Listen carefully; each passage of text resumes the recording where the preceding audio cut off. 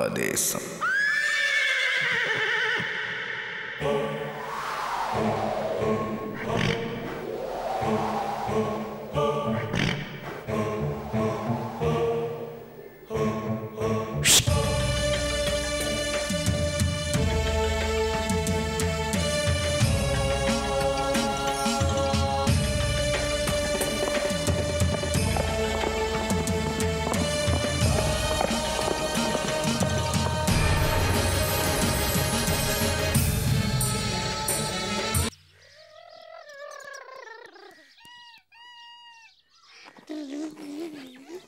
டேய் ராசு,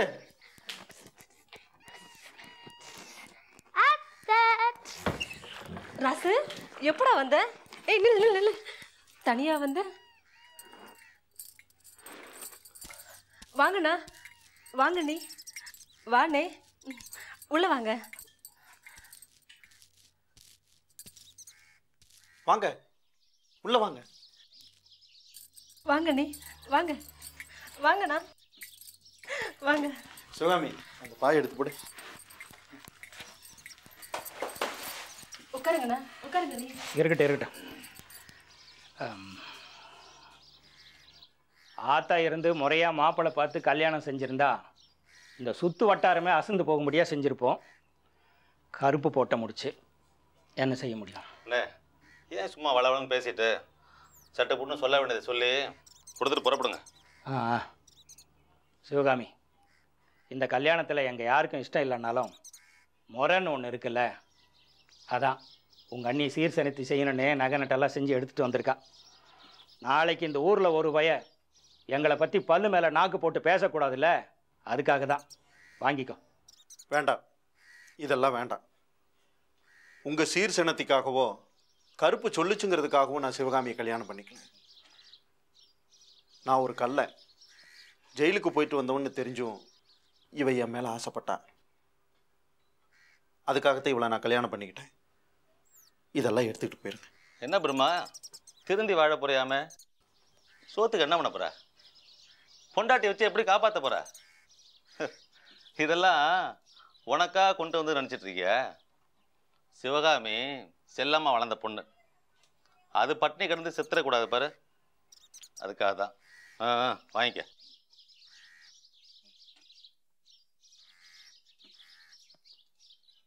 வாங்கிக்கோ வாங்கிக்க புள்ள.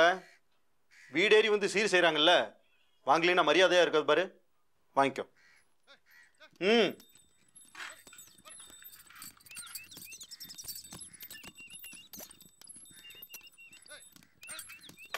உள்ள வா.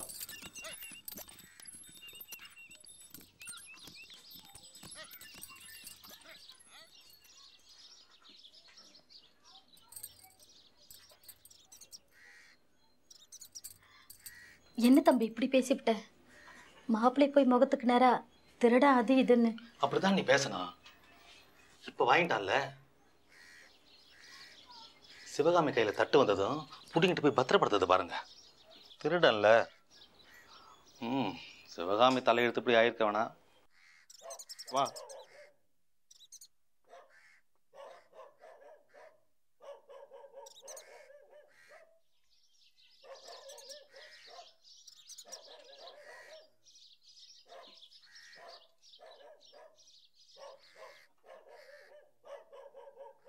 சீர் செய்ய வேண்டியது உங்க முறை செஞ்சீங்க. உங்க தங்கச்சியும் வாங்கிக்கிட்டான். மறுசீர் செய்ய வேண்டியது என் முறை. என் பொண்டாட்டி உங்க வீட்டில இருந்து வரும்போது போட்டுக்கிட்டு வந்த நகைங்க, கட்டிக்கிட்டு வந்த புடவை வாங்கிக்கங்க. கொடு. என்ன பாக்குறீங்க? வாங்கிக்கங்க. ஓ, குறைச்சலா இருக்கோ? என்னால முடிஞ்ச ₹1. நீங்க சீர் செஞ்சதை விட அதிகமாவே செஞ்சிருக்க. வாங்கிக்கங்க. ஏய் தம்பி, கொடுத்ததை திருப்பி வாங்குறது எங்க பரம்பரைக்கே பழக்கம் இல்லை. வாங்கினதை திருப்பி கொடுத்தது உங்க பரம்பரைக்கு பழக்கம் இல்லை.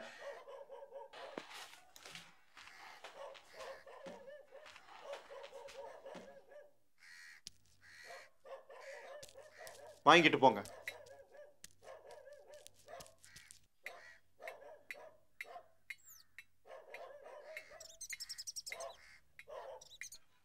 ராசு வா வா.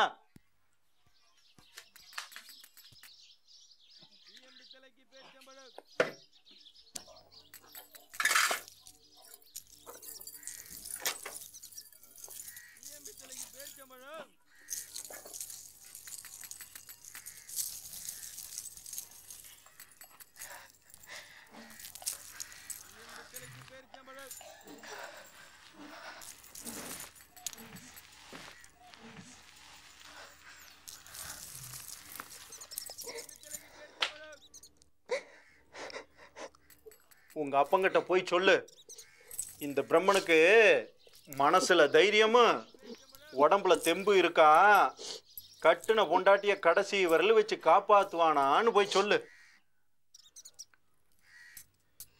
சீர் சனத்தி எல்லாம் எதுவும் வேண்டாம், அவனுக்கு சேர வேண்டிய நகைகளை பாட்டி மறைச்சு வச்சிருக்காளா, அதை கொடுத்துட்டு உறவு கொண்டாடலாமான்னு போய் சொல்லு.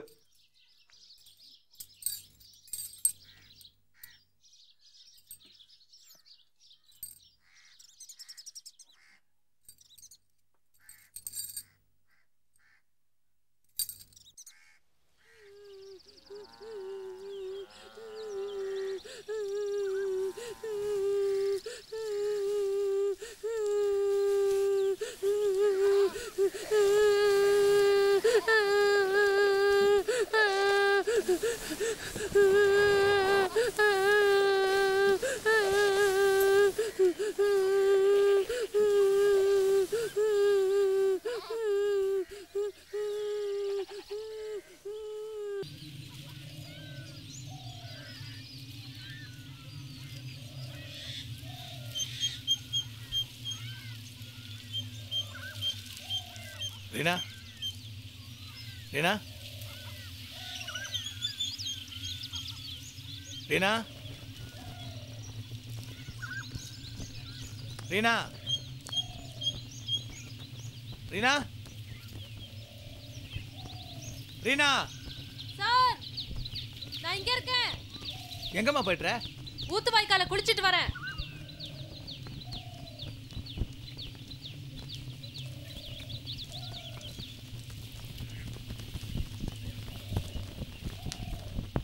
டீ சாப்பிட்றீங்களா சார்? இல்லை, வேண்டாம்மா.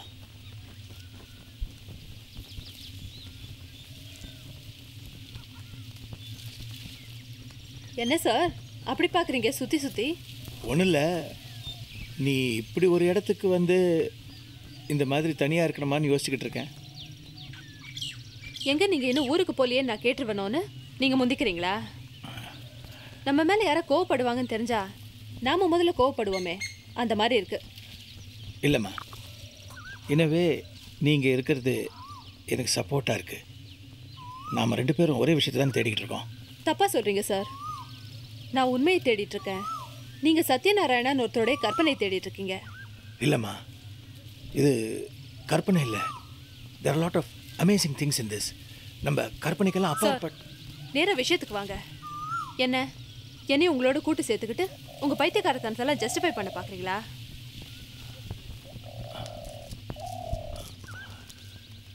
இல்லை ரீனா, ஜஸ்ட் ஷேர் பண்ணிக்க பார்க்குறேன். நீ தானே சொல்லுவ நான் உங்கள் அப்பா மாதிரின்னு. அப்பா மகக்கிட்ட தன்னோட ஐடியாஸை ஷேர் பண்ணிக்கிறதுல தப்பு இல்லையே. உள்ள வாங்க, உட்காருங்க. சொல்லுங்க, உங்களுக்கு என்னெல்லாம் குழப்பங்கள் இருக்கு?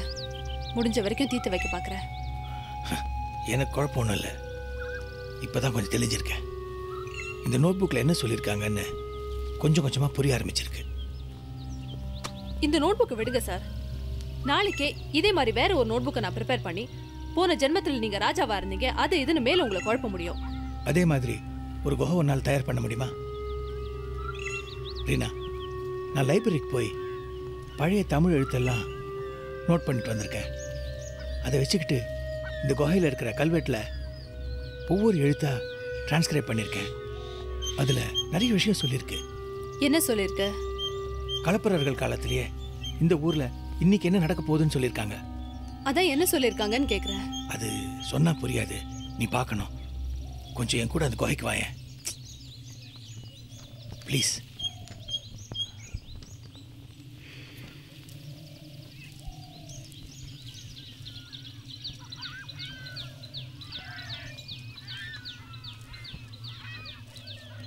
ரீனா, வா ராஜேந்திரன், என்ன விஷயம்? நீ இல்லை நீங்கள் 2 பேரும் வெளில எங்கேயாவது போயிட்டுருக்கீங்களா? ஆமா, வந்துடுவேன். நீ வெயிட் பண்ணுறதுனா வெயிட் பண்ணு.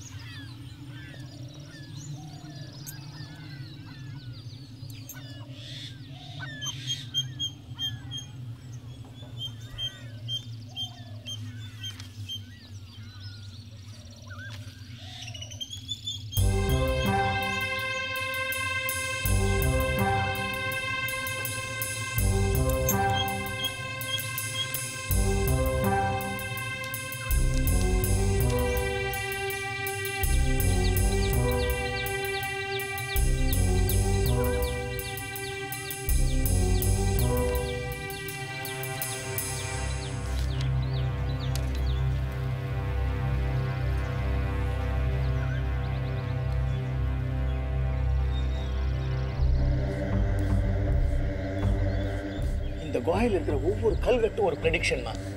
இந்த ஊரில் என்ன நடக்க போகிறதுன்னு அந்த காலத்தில் செதுக்கி வச்சுருக்காங்க. சார், நீங்கள் ப்ரெடிக்ஷன் சொல்கிறதெல்லாம் என்னால் ஒத்துக்க முடியல. எனக்கும் ஒத்துக்க வேண்டாமா இருக்கு. பட் இதை பாரு, இந்த கல்வெட்டை வந்து பாரு. வா, வி தெரியறதா? வினயதரனின் விஞ்சையில். விஞ்சைனா மிஷின், கணக்கு அப்படின்னு பல பொருள் உண்டு. வினயதரன்கிறது இந்த ஊரில் இருந்து ஒரு பெரிய மகான். வினயதரனோட கணக்குப்படி ஸ்தூல ஒளி பெருக்கிட அதன் காலதேச பரிமாணம் அளப்பில். காலதேச பரிமாணம் அளப்புன்னா டைம் கால்குலேஷன். அவருடைய கால்குலேஷன் ஆஃப் டைம் பண்ணி என்ன நடக்கிறதுன்னு சொல்கிறார். துர் ஆத்ம ஜனிப்பும் அதன் போக்கும் கணிக்க இங்கு ஒரு காபாலிகையாய் வாழ்ந்து மரித்த. தெரியுறதா? இங்கு ஒரு காபாலிகையாய் வாழ்ந்து மரித்த. காபாலிகைன்னா இந்த காளி உபாசனை பண்ணுறவங்க. ஸோ இங்கே ஒரு கெட்ட ஆத்மா, காளி உபாசனை பண்ண ஒரு ஆத்மா வாழ்ந்து செத்துருக்கு. வாழ்ந்து மரித்து வனமாளிகையாய் பின் ஒரு பிறப்பில். வனமாளிகைனா காட்டுவாசி. வனமாளிகையாய் பின் ஒரு பிறப்பில் இங்கு அசுரியாய் ஜனித்து ஊரடக்கம் பிராரப்தங்கள் மிகவாம். அதாவது அவருடைய கால்குலேஷன் படி இந்த ஊரில் இருந்த ஒரு கெட்ட ஆத்மா, காளி உபாசனை பண்ண ஆத்மா, இன்னொரு ஜென்மத்தில் இதே ஊரில் ஒரு அசுரியா பிறந்து இந்த ஊரை அடக்கிறதுக்கு சான்சஸ் ரொம்ப ஹைன்னு சொல்கிறார்.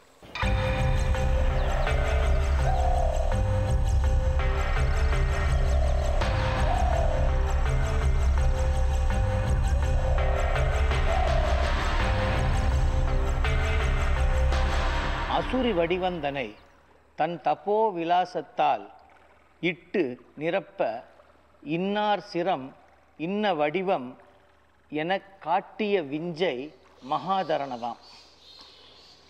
அங்கே அசுரின்னு சொன்னாங்கல்ல, அந்த அசுரியோட வடிவத்தை இங்கே நமக்கு செதுக்கி இருக்கிறது இன்னொரு மகான், மகாதரன் அவர் பேர். எப்படிம்மா?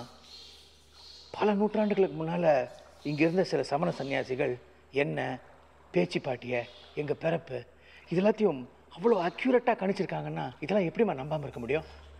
சரி சார், அப்படியே இருக்கட்டும். இதெல்லாம் அப்படியே விட்டுருங்க. நீங்கள் முதல்ல இங்கேருந்து கிளம்புங்க. நீங்கள் போகிற போக்க பார்க்க பார்க்க எனக்கு ரொம்ப பயமாக இருக்கு. சில சமயம் என்னை பார்த்தா எனக்கே அப்படி தோணுது. ஆனால் நீ சொல்கிற மாதிரி இது எல்லாத்தையும் என்னால் பாதியில் விட்டுட்டு போக முடியலம்மா, முடியல.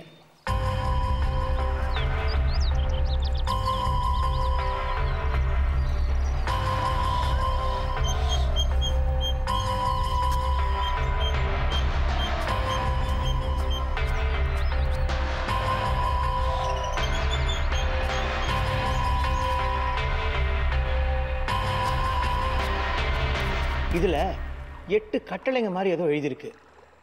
இந்த ஊரில் இருக்கிற அவதாரம் என்ன செய்ய போகுதுன்னு சொல்லுதுமா. 1, 2 புரியுது. முக்கியமாக நெறி அதுவில் பொன்மணி பொருள் விநியோகம் புரியல.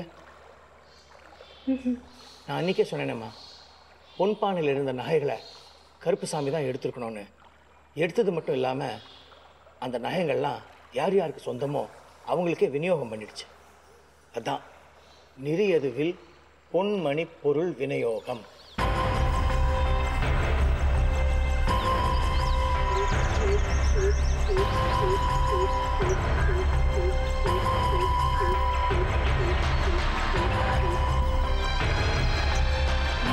என்ன சொல்ல வரீங்க?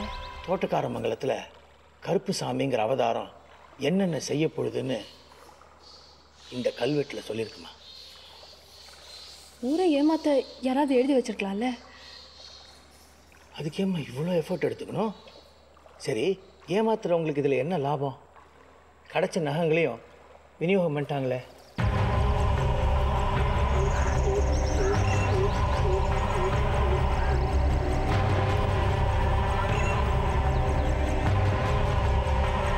சத்யநாராயணா அவரோட நோட்புக்கில் எழுதியிருந்தார், ஒவ்வொரு நேரத்தில் ஒவ்வொரு இடத்துல அதர்மம் தலை தூக்கும் பொழுது கல்கி அவதாரம் எடுக்கும்னு. தோட்டக்காரமங்கலத்தில் கருப்புசாமியாக அதை எடுத்திருக்கு. இது பார், 3 அசுர உருவங்கள், வாச்சா, பேச்சா, யாச்சா. இந்த பேச்சா யாருன்னு தெரியுதா? நம்ம ரத்னாவோட பாட்டி, பேச்சு கேள்வி. அதர்மம் தலை தூக்கும் பொழுது இந்த மாதிரி அசுரர்கள் தான் அந்த அதர்மத்தை அதனோட உச்ச கட்டத்துக்கு எடுத்துகிட்டு போகிறாங்க. இதை அடக்கிறதுக்காகத்தான் ஒவ்வொரு முறையும் கல்கி அவதாரம் எடுக்கிறது. சத்யநாராயணா அவரோட நோட்புக்கில் வாச்சாவை பற்றி மென்ஷன் பண்ணியிருக்காரு. ஆனால் நிறைய டீட்டெயில்ஸ் எதுவும் கொடுக்கல. நான் நந்தா இந்த பேச்சு கேள்வி இருந்த தோட்டக்காரமங்கலத்துக்கே வந்திருக்கேன். இந்த வியாச்சாவை சம்மந்தப்படுத்தி அங்கே ஒரு கல்வெட்டில் அச்சுதாங்கிற பேர் இருந்தது. இங்கே அச்சுதான்னு செதுக்கியிருக்காங்களே தவிர அவரோட உருவத்தை செதுக்கவே இல்லை. இவ்வளவு டீட்டெயில்ஸ் கொடுத்தவங்க இங்கே வெறும் கல்ல. ஒரு நிமிஷம்.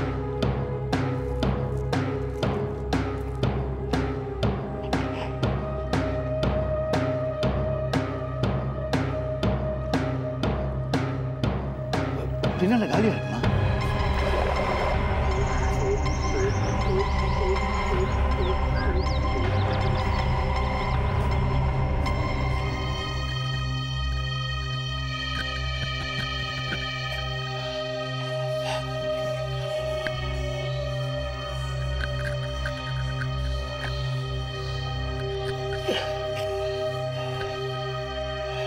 அந்த பக்கம் போடி.